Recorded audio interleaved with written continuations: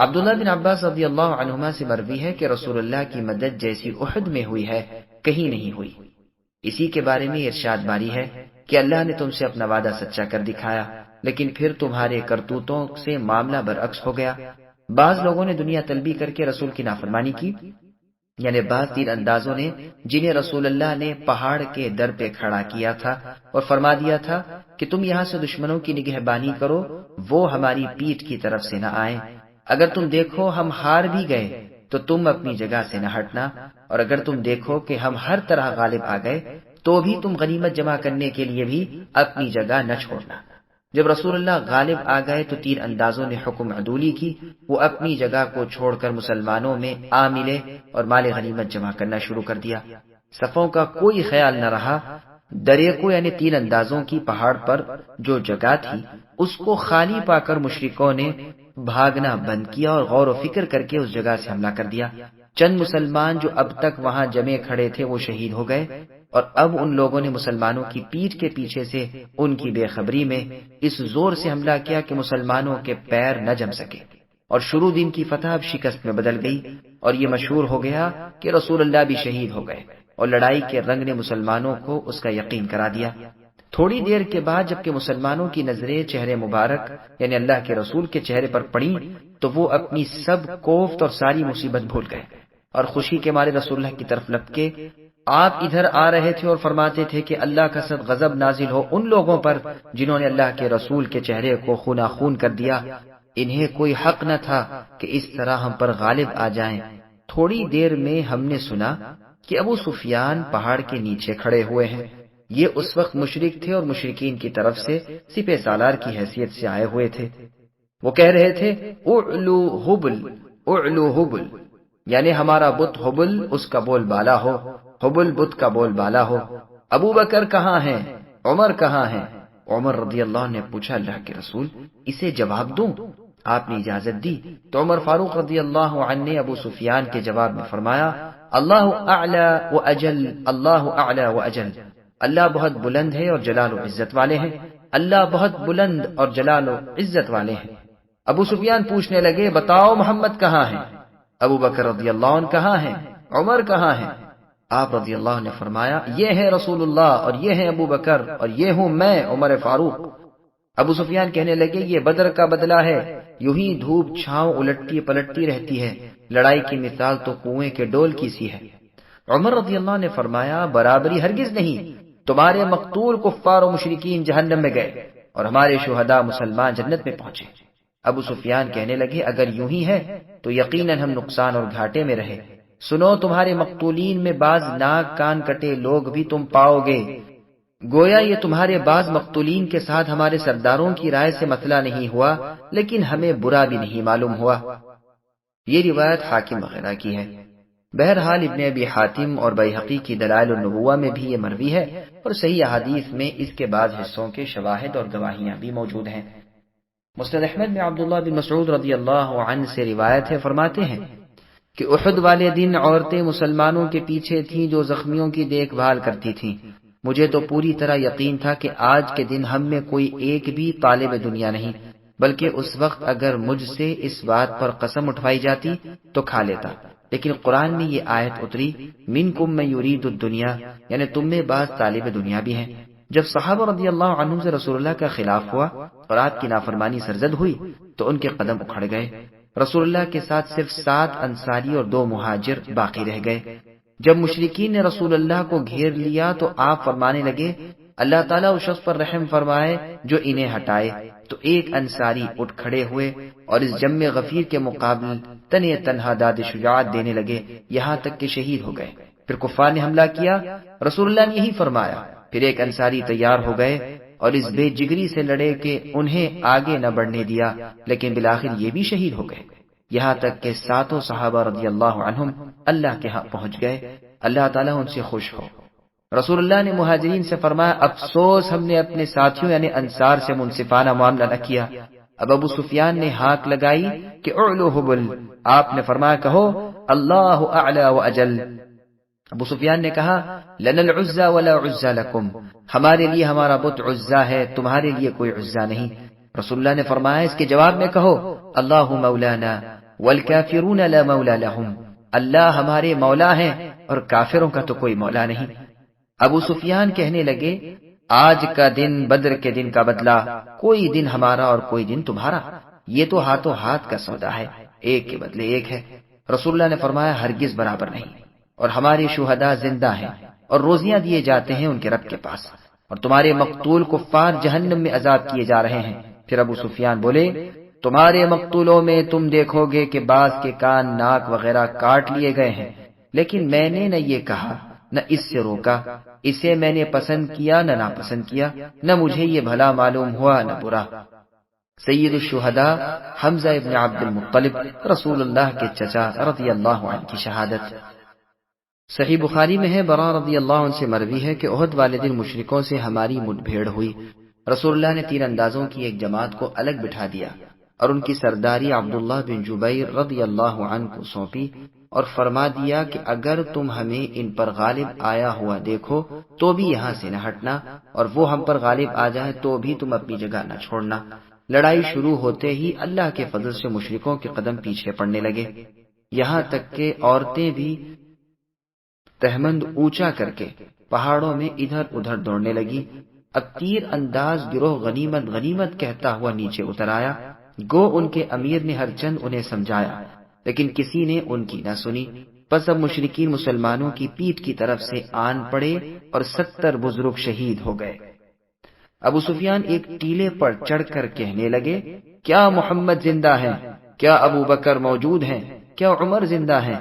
لیکن رسول اللہ کے فرمان سے صحابہ خاموش رہے، تو وہ خوشی کے مارے اچھل پڑا اور کہنے لگا یہ سب ہماری تلواروں کے گھاٹ اتر گئے، اگر زندہ ہوتے تو ضرور جواب دیتے۔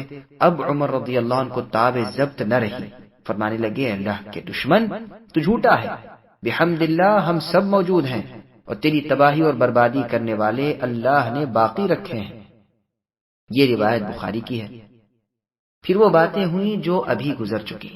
صحیح بخاری شریف میں عائشہ رضی اللہ عنہ سے روایت ہے کہ جنگ احد میں مشرکوں کو ہزیمت ہوئی اور ابلیس نے آواز لگائی اے اللہ تعالیٰ کے بندو اپنے پیچھے کی خبر لو۔ اگلی جماعتیں پچھلی جماعتوں پر ٹوٹ پڑی۔ حذیفہ رضی اللہ عنہ نے دیکھا کہ مسلمانوں کی تلواریں ان کے والد یمان رضی اللہ عنہ پر برس رہی ہیں۔ ہر چند کہتے رہے کہ اے اللہ کے بندو یہ میرے باپ یمان رضی اللہ عنہ ہیں، مگر کون سنتا تھا، وہ تو یوں ہی شہید ہو گئے۔ لیکن حذیفہ رضی اللہ عنہ نے کچھ نہ کہا بلکہ فرمایا اللہ تم کو معاف کرے۔ لیکن حذیفہ رضی اللہ عنہ کی یہ بھلائی ان کے آخر دم تک ان میں رہی۔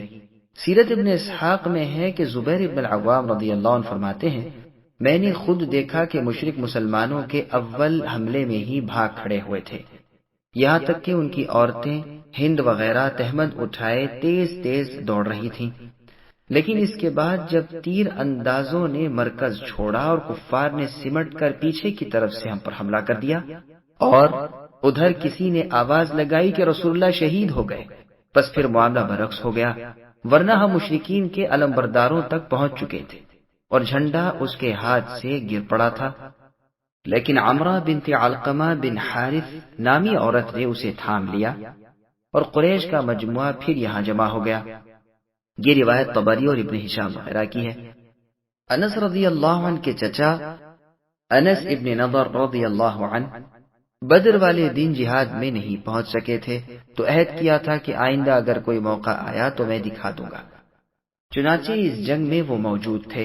جب مسلمانوں میں کھلبلی مچی تو انہوں نے اللہ تعالیٰ سے کہا اے اللہ میں مسلمانوں کے اس کام سے معذور ہوں اور مشرکوں کے اس کام سے بری ہوں۔ پھر اپنی تلوار لے کر آگے بڑھ گئے۔ راہ میں سعد بن معاذ رضی اللہ عنہ ملے اور کہنے لگے کہاں جا رہے ہو؟ کہا مجھے تو جنت کی خوشبو کی لپٹیں احد پہاڑ سے چلی آ رہی ہیں۔ چنانچہ مشرکوں میں گھس گئے اور بڑی بے جگری سے لڑے یہاں تک کہ شہادت حاصل کی۔ 80 سے اوپر تیر و تلوار کے زخم بدن پر آئے تھے، پہچانے نہ جاتے تھے، پوریاں دیکھ کر پہچانے گئے۔ پھر آگے اللہ نے فرمایا اذ تصعدون، یعنی تمہیں مسلمانوں اپنے دشمن سے بھاگ کر پہاڑ پر چڑھ رہے تھے اور مارے خوف و دہشت کے دوسری جانب توجہ بھی نہیں کرتے تھے۔ رسول اللہ صلی اللہ علیہ وسلم کو بھی تم نے وہیں چھوڑ دیا تھا، یعنی میدان میں نیچے زمین پر۔ وہ تم کو آواز دے رہے تھے اور سمجھا رہے تھے کہ بھاگو نہیں، لوٹ آؤ۔ سدی رحمت اللہ علیہ فرماتے ہیں، مشرکین کے اس خفیہ اور پرزور اور اچانک حملے سے مسلمانوں کے قدم اکھڑ گئے۔ کچھ تو مدینے کی طرف لوٹ آئے، کچھ پہاڑ کی چوٹی پر چڑھ گئے۔ اللہ کے نبی آوازیں دیتے رہے، اللہ کے بندو میری طرف آؤ، اللہ کے بندو میری طرف آؤ۔ اس واقعے کا بیان اس آیت میں ہے۔ عبداللہ بن زبعری شاعر نے اس واقعے کو نظم میں بھی ادا کیا ہے۔ رسول اللہ اس وقت صرف 12 آدمیوں کے ساتھ رہ گئے تھے۔ مسند احمد کی طویل حدیث میں بھی ان تمام واقعات کا ذکر ہے۔ دلائل النبوہ میں ہے کہ جب ہزیمت یعنی ہار ہوئی تب رسول اللہ کے ساتھ صرف 11 اشخاص رہ گئے تھے، جن میں ایک طلحہ بن عبید اللہ رضی اللہ عنہ تھے۔ آپ پہاڑ پر چڑھنے لگے لیکن مشرکین نے آ گھیرا۔ آپ نے اپنے ساتھیوں کی طرف متوجہ ہو کر فرمایا، کوئی ہے جو ان سے مقابلہ کرے؟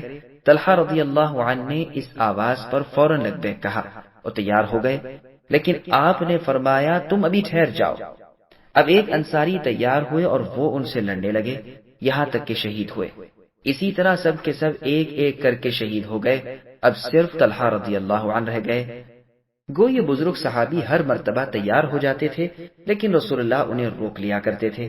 آخر یہ مقابلے پر آئے اور اس طرح جم کر لڑے کہ ان سب کی لڑائی ایک طرف اور یہ ایک طرف کی۔ اس لڑائی میں ان کی انگلیاں کٹ گئیں تو زبان سے حس نکل گیا۔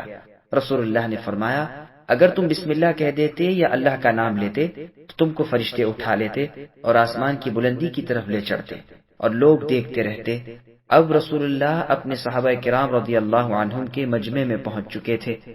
صحیح بخاری شریف میں ہے کہ قیس ابن ابی حازم رحمت اللہ علیہ فرماتے ہیں، میں نے دیکھا کہ طلحہ رضی اللہ عنہ کا وہ ہاتھ جسے انہوں نے رسول اللہ کے لیے ڈھال بنایا ہوا تھا شل ہو گیا تھا۔ صحیح بخاری میں ہے سعد بن ابی وقاص رضی اللہ عنہ فرماتے ہیں، میرے پاس رسول اللہ نے اپنے ترکش سے احد والے دن تمام تیر پھیلا دی اور فرمایا، تجھ پر میرے ماں باپ فدا ہوں، لے مشرکین کو مار۔ اب آپ اٹھا اٹھا کر دیتے جاتے تھے اور میں تاک تاک کر مشرکین کو مارتا جاتا تھا۔ اس دن میں نے 2 شخصوں کو دیکھا کہ رسول اللہ کے دائیں بائیں تھے اور سخت تر لڑائی کر رہے تھے۔ میں نے نہ تو اس سے پہلے کبھی انہیں دیکھا تھا نہ اس کے بعد۔ یہ دونوں جبرائیل اور میکائیل علیہ السلام تھے۔ صحیح مسلم کی ایک روایت میں ہے کہ جو بزرگ رسول اللہ کے ساتھ بھاگڑ کے بعد تھے اور ایک ایک ہو کر شہید ہوئے تھے، انہیں رسول اللہ فرماتے جاتے تھے کہ کوئی ہے جو انہیں روکے اور جنت میں جائے، جنت میں میرا رفیق بنے۔ بخاری اور مسلم کی ایک حدیث میں ہے کہ رسول اللہ نے اپنے سامنے کے 4 دانتوں کی طرف جنہیں مشرکین نے احد والے دن شہید کیا تھا اشارہ کر کے فرما رہے تھے، اللہ کا سخت تر غضب ان لوگوں پر ہے جنہوں نے اپنے نبی کے ساتھ یہ کیا، اور اس پر بھی اللہ کا غضب ہے جسے اللہ کا رسول اللہ کی راہ میں قتل کرے۔ اور روایت میں یہ لفظ ہیں کہ جن لوگوں نے اللہ کے رسول کا چہرہ زخمی کیا۔ صحیح بخاری شریف میں ہے کہ رسول اللہ کا چہرہ زخمی ہوا، سامنے کے دانت ٹوٹے، سر کا خود ٹوٹا۔ فاطمہ رضی اللہ عنہا خون دھوتی تھیں اور علی رضی اللہ عنہ ڈھال میں پانی لالا کر ڈالتے جاتے تھے۔ جب دیکھا کہ خون کسی طرح تھمتا ہی نہیں تو فاطمہ رضی اللہ عنہا نے بوریا جلا کر اس کی راکھ زخم پر رکھ دی جس سے خون بند ہوا۔ پھر آگے اللہ فرماتے ہیں کہ اے مسلمانوں، تم کو غم پر غم پہنچا۔ بغمن کا با معنی میں علا کے ہے، جیسے فی جذوع النخلی میں فی معنی میں علا کے ہے۔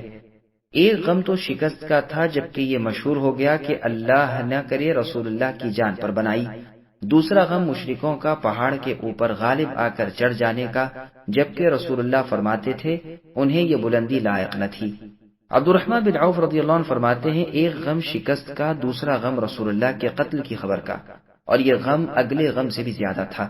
اسی طرح یہ بھی ہے کہ ایک غم تو غنیمت کا ہاتھ میں آ کر نکل جانے کا، دوسرا ہزیمت یعنی ہار جانے کا۔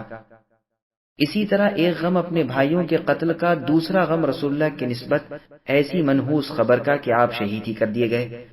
پھر آگے اللہ فرماتے ہیں، جو غنیمت اور فتح مندی تم سے فوت ہوئی اور جو زخم و شہادت ملی اس پر غم نہ کھاؤ، اللہ سبحانہ و تعالی جو بلندی اور جلال والے ہیں وہ تمہارے اعمال سے خبردار ہیں۔ سبسکرائب کیجئے ہمارے چینل اور دبائیے بیل کا آئیکن تاکہ آپ کو ریگولر نوٹیفیکیشن اپڈیٹس مل سکے۔